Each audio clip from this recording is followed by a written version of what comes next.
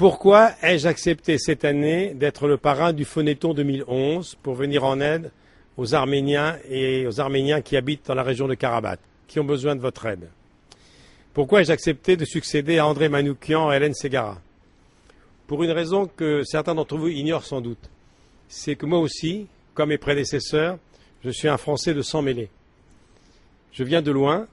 Mes parents viennent de l'Empire austro-hongrois. Mon père a été naturalisé en 1937. Il est venu en France dans les années 30 et il rêvait d'être français. Je suis né, moi, en 1942, en Basse-Normandie, mais je n'ai jamais oublié d'où je viens.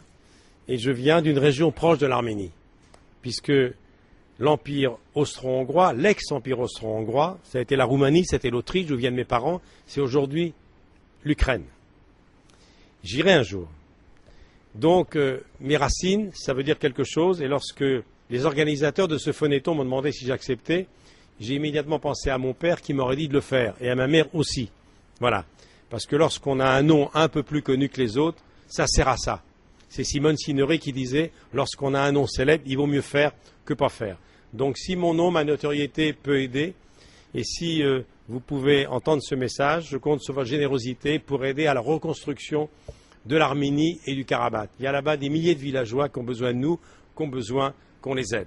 Et puis il y a une autre raison, c'est que mon modèle, mon phare, ma boussole dans ce métier, c'est Charles Aznavour. Charles Aznavour, il est mon voisin, en Provence.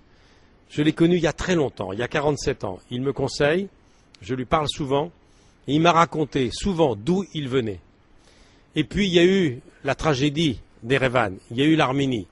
Il y a eu Henri Verneuil qui m'a appelé un jour pour venir participer à un clip après ce drame qui avait ravagé l'Arménie. Ça fait beaucoup de choses. Quand je vois Charles Aznavour et qu'il me raconte tout ça, évidemment ça me fait quelque chose. Et ça rejoint ce que me disaient mes parents, le devoir de mémoire, il est lié à tous.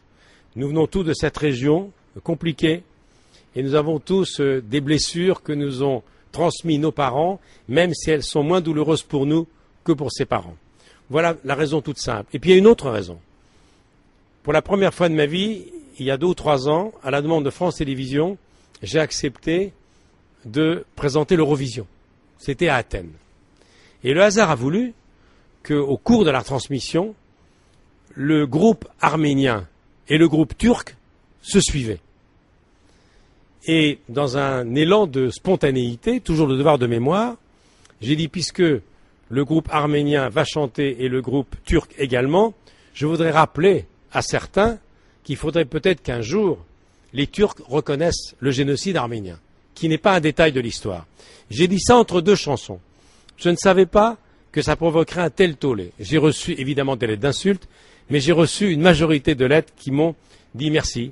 Merci de ce message. Je n'ai pas du tout mesuré qu'en touchant des millions de téléspectateurs en Eurovision, j'allais mettre le doigt sur un sujet ô combien douloureux. Ça en fait des raisons pour lesquelles j'ai accepté d'être votre parrain. J'espère que vous allez m'entendre. J'espère que tous les messages que vous allez entendre, vous les retiendrez avec des numéros de téléphone que je vous donnerai régulièrement. Soyez généreux, pensez à cette région du monde. Nous avons de la chance. Globalement, nous, en France, nous avons de la chance. Donc pensons à ceux qui en ont moins. Et j'espère que je serai aussi efficace que l'ont été mes amis Hélène Ségara et André Manoukian. Merci de votre générosité.